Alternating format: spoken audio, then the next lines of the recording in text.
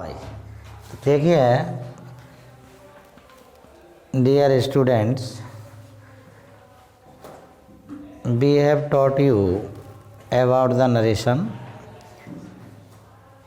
और यह भी ध्यान रखिए नरेशन के अंदर मैं आपको इस टॉपिक में मैं आपको सिंपल सेंटेंस पढ़ा चुका हूँ। इसके अलावा इंटेरोगेटिव सेंटेंस बता चुका हूँ। यूनिवर्सल ट्रुथ सार्वभौमिक सत्य वाले वाक्य हम आपको बता चुके हैं। आज हम इसमें आप लिखेंगे, इसमें लिखिए हेडिंग है डू नॉट वाले वाक्य। डू नॉट वाले वाक्य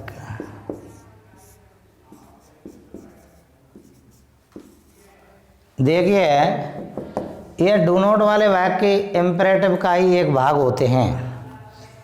तो आप लिखेंगे इसकी डिटेल। यदि आरएस वाला वाक्य है, यदि आरएस वाला वाक्य है, डू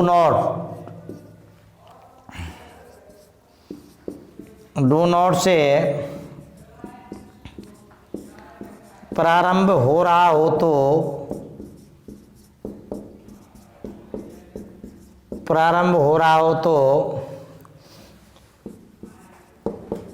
आरवी के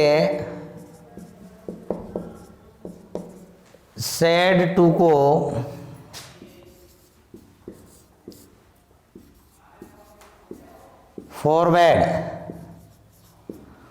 फॉरवर्ड में बदलते हैं।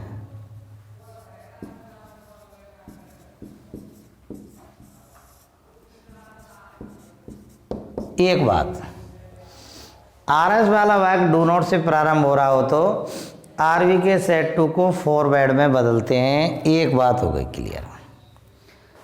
दूसरा नियम, ये फर्स्ट हो गया इसका। दूसरा नियम लिखेंगे कनेक्टिव टू लगाते हैं। कनेक्टिव टू लगाते हैं। थर्ड, डू नॉट को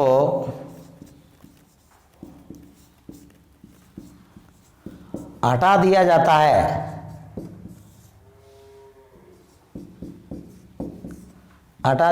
है। एवं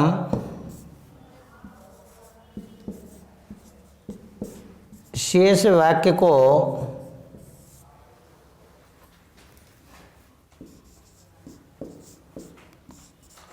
टू से फर्स्ट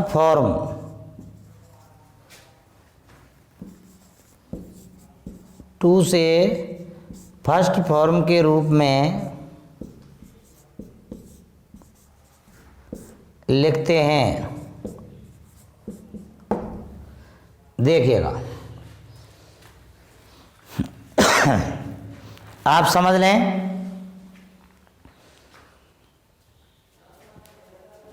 टॉपिक है आज आरएस वाला वाक्य डू नॉट से यदि प्रारंभ हो रहा है, डू नॉट से प्रारंभ हो रहा है तो आरवी के सेड टू को फॉरवर्ड में बदलते हैं। पहला परिवर्तन, फॉरवर्ड मीन्स होता है सख्त मनाही। फॉरवर्ड मीन्स क्या होता है? सख्त मनाही।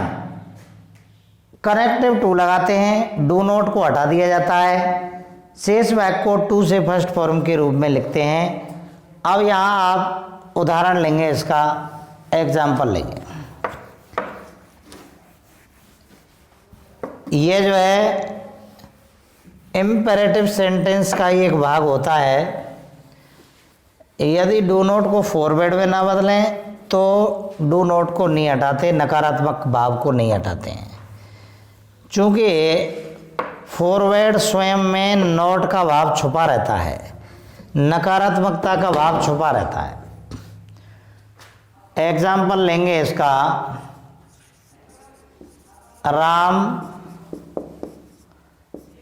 Said to me do not come in my home. यह वाक्य देखिए,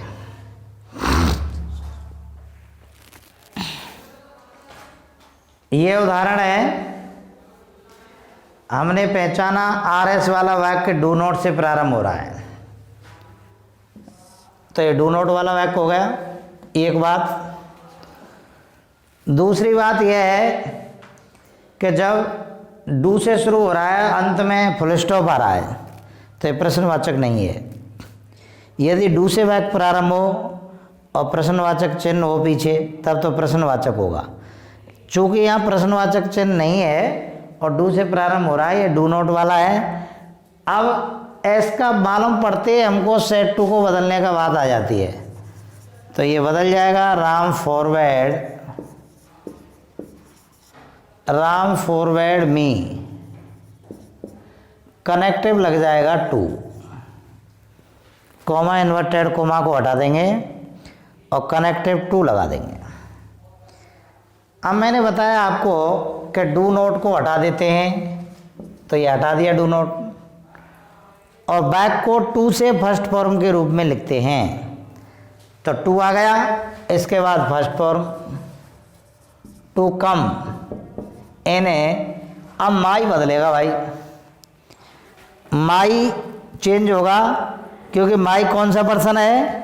माई है फर्स्ट पर्सन, माई पर्सन है फर्स्ट, और first person change with the subject of RV. RV का सब्जेक्ट है राम, राम गया ही में, लेकिन ही का संबंध लिखना पड़ेगा जो कि हिज होता है, हिज होम। ये वाक्य चेंज होगा, ये इसका डायरेक्ट से इनडायरेक्ट बनेगा। नेक्स्ट लिखेंगे अब हेडिंग डाल के imperative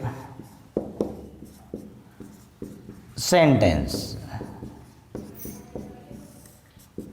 imperative sentence, imperative sentence कहते हैं आज्ञार्थक वाक्य। आज्ञार्थक वाक्य, आज्ञार्थक वाक्य। अब आज्ञार्थक वाक्य कौन से होते हैं? जिनमें आज्ञा या निवेदन किया जाता है। वे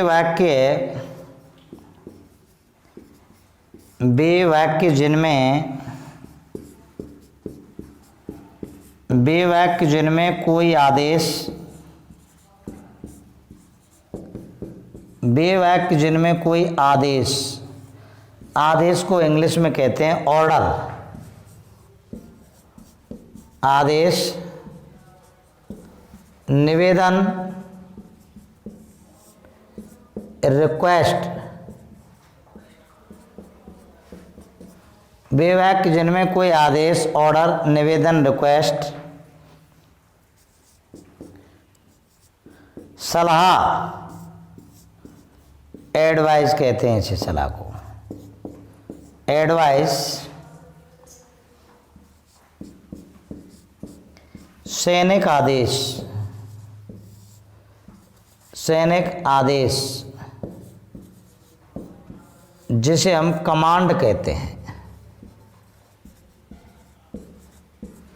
कमांड,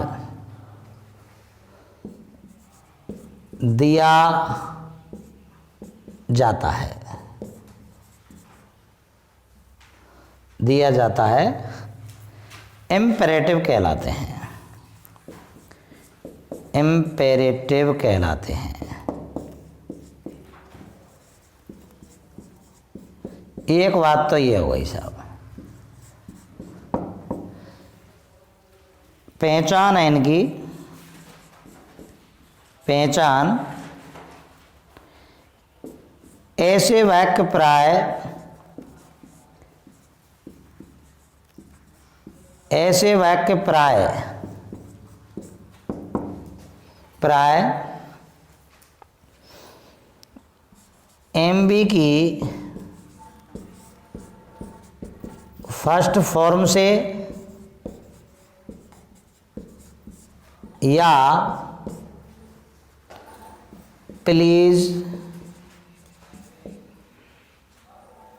काइंडली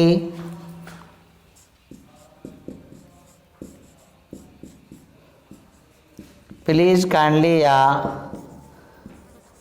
सर शब्द से प्रारंभ होते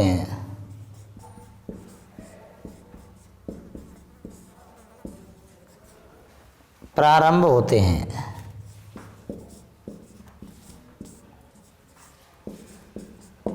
देखिए साहब,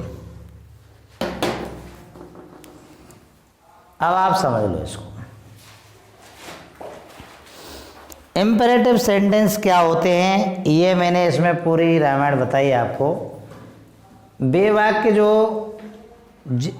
वाक्य जिनमें इम्पेरेटिव सेंटेंस में जिनमें आदेश दिया जाता है, निवेदन किया जाता है या सलाह दी जाती है या सैनिक आदेश दिया जाता है, वे इम्पेरेटिव सेंटेंस होते हैं। पहचान भी लिखाई है मैंने। इनकी पहचान क्या होती है? इनकी पहचान होती है कि या तो एमबी की फर्स्ट फॉर्म से शुरू होते हैं, मुख्य क्रिया की फर्स्ट फॉर्म से शुरू होते हैं, या फिर प्लीज काइंडली या सर शब्द से प्रारंभ होते हैं। अब इनके रूल्स क्या हैं बनाने के, इनसे पैसिव वॉइस कैसे बनाते हैं, पैसिव वॉइस के रूल्स क्या हैं, ये आप समझ लीजिए इसको। कि इसके ये डायरेक्ट से इनडायरेक्ट बनाने के इनके नियम क्या हैं, ये आप समझ लो। यानी कि नंबर 1 पहला लिखिए। पहला लिखेंगे आरवी के सेट 2 को, आरवी के सेट 2 को आर एस वाले वाक्य के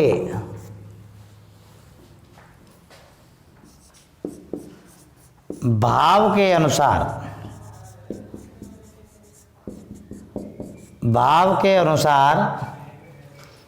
बदलते हैं। भाव के अनुसार बदलते हैं। एक बार अब भाव के अनुसार बदलने में क्या आता है भाई? भाव के अनुसार बदलते हैं। आदेश दिया गया है तो ऑर्डर में, सलाह दी गई है एडवाइज में, सैनिक आदेश है कमांडेड में, इसको बदला जाता है भाव के अनुसार। दूसरा कनेक्टिव दैट लगाते हैं।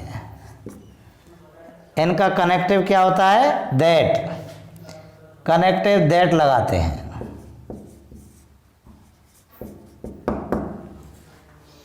तीसरा प्लीज या काइंडली या सर।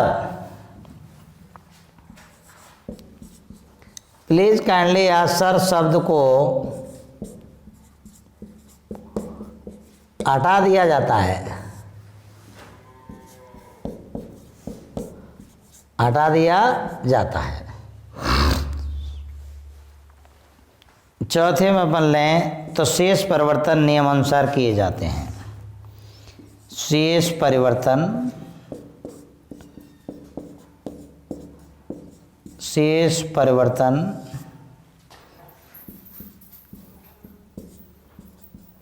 नियमानुसार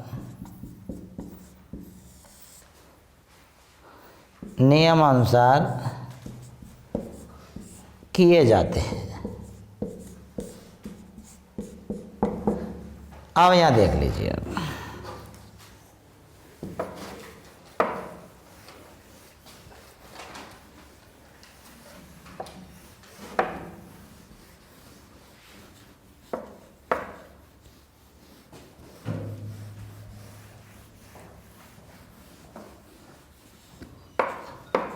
अब इसका हम उदाहरण देंगे।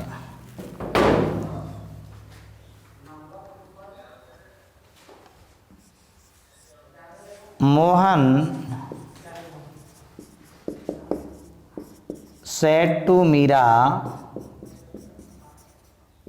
कॉमा इन्वर्टेड कॉमा, प्लीज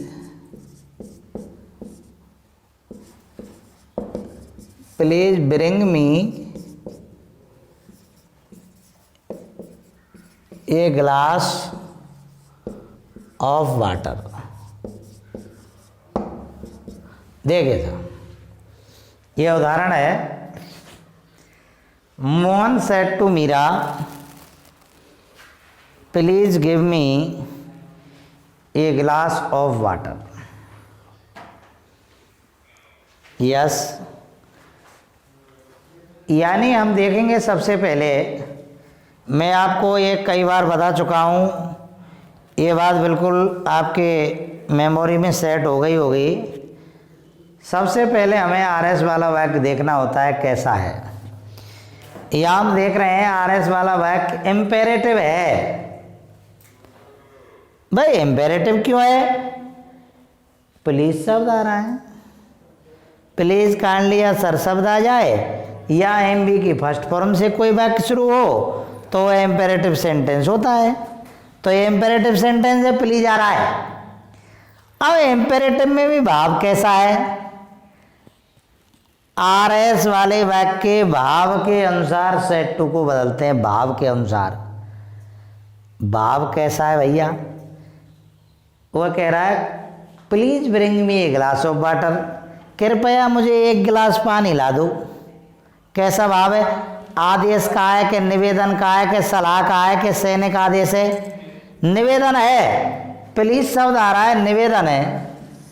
तो निवेदन है तो सेट टू बदल जाएगा रिक्वेस्टेड में, क्योंकि निवेदन के लिए होती है रिक्वेस्ट। तो मोहन रिक्वेस्टेड मीरा, एक परिवर्तन हो गया, भाव के अनुसार सेट टू को रिक्वेस्टेड में बदल दिया यहाँ पर, क्योंकि निवेदन का भाव था। कनेक्टिव इसका टू होता है। ऐसे वाक्यों का कनेक्टिव क्या होता है? टू। आप ध्यान रखिए, ऐसे वाक्यों का कनेक्टिव टू होता है। तो यहाँ हमने टू लगा दिया, कनेक्टिव क्या लगा दिया? टू। अब मैंने एक बात बताई थी, प्लीज काइंडली शब्द आ जाता है तो उसे हटा देते हैं, तो इसको हटा देंगे। अब इसको लिख देंगे टू ब्रिंग। अब या ब्रिंग की ब्रिंग ही क्यों रह गई? इस बात को कोई बता सकता है क्या? ब्रिंग की ब्रिंग क्यों आई? ब्रिंग की ब्रिंग ही क्यों रही? ब्रिंग की ब्रिंग इसलिए रही, नियम कहता है टू के बाद, मैं आपको हार्ड एंड फास्ट रूल्स बता रहा हूं, टू के बाद हमेशा मुख्य क्रिया की फर्स्ट फॉर्म आती है। मॉडल्स के बाद हमेशा मुख्य क्रिया की फर्स्ट फॉर्म आती है। डू, डज और डिड के बाद हमेशा मुख्य क्रिया की फर्स्ट फॉर्म आती है। ये हार्ड एंड फास्ट रूल हैं, ये कभी बदलते नहीं हैं। तो यहाँ हमने टू ब्रिंग। अब मी तो बदलेगा। मी कौन सा पर्सन है? First person. फर्स्ट पर्सन किसके अनुसार? कर्ता के अनुसार। कर्ता क्या है? मोहन। मोहन गयो ही में, क्यों? पुरलिंग एक वचन है। राम ही में गया तो मोहन ही में जाएगा, सीता गई सी में, तो मोहन ही में गया। तो यहाँ पर ही नहीं, चूंकि मी कर्म रूप है तो ही का कर्म रूप हिम आएगा। Bring him a glass of water, ये बना है इसका। Mohan requested Meera to bring him a glass of water, ये इसका चेंज होगा भाई साहब। आप इसको बदलेंगे इस तरह से। ये मैंने आपको आज, अब ये जितने भी इम्पेरेटिव हैं सभी इसी तरह बदल जाएंगे। यदि भाव आदेश का आ जाए, आदेश का भाव हो, वाक्य में आदेश का भाव हो, आदेश का मतलब होता है ऑर्डर, तो ORDERED ऑर्डर्ड में बदल देंगे। और यदि सलाह का भाव हो, एडवाइज का, तो सेड टू को एडवाइज्ड में बदल देंगे, एडवाइज्ड में। और यदि सैनिक आदेश हो, सैनिक आदेश, सैनिक आदेश दिया गया हो, तो सेड टू को कमांडेड, कमांडेड में बदल देंगे। और निवेदन है, निवेदन, तो निवेदन का तो अभी बता ही दिया हमने आपको कि निवेदन का यदि भाव है, निवेदन का भाव, निवेदन है, निवेदन का भाव है तो रिक्वेस्टेड, रिक्वेस्टेड में अभी बदलाइए। यहाँ निवेदन का था तो रिक्वेस्टेड में बदल दिया, आदेश का आ जाए ऑर्डर में बदल देंगे, सलाह का हो एडवाइज में, सैनिक आदेश हो कमांडेड में। शेष परिवर्तन नियमानुसार कर दिए जाते हैं, यानी पर्सन द्वारा परिवर्तन जो पुरुष चेंज होता है वह नियमानुसार करते हैं। ये मैंने आपको अब नेक्स्ट अगले इसके रूल्स मैं आपको अगली वीडियो में डालूंगा। Thank you very much.